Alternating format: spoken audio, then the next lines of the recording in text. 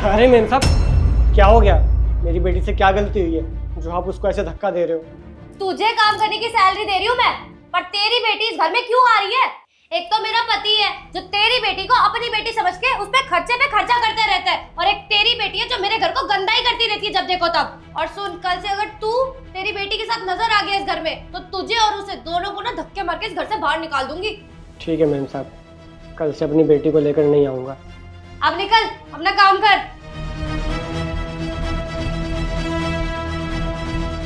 गरीब कहीं के, ना अक्ल है ना शक्ल। साहब चाय रख दो।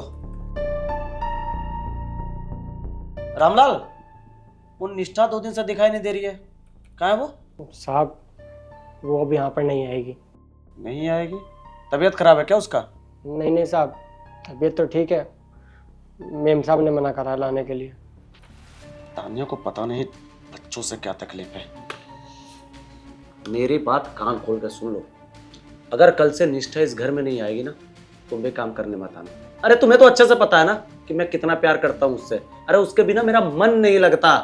और रही बात तुम्हारी मालकिन की ना, तो मैं उन्हें समझा दूंगा। कल से निष्ठा को लेकर आना घर में, ठीक है? ठीक है साहब। जाओ काम करो।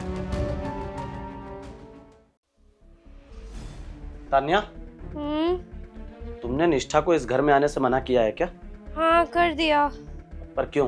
कर दिया तो कर दिया, अब इसमें सवाल करने वाली कौन सी बात है?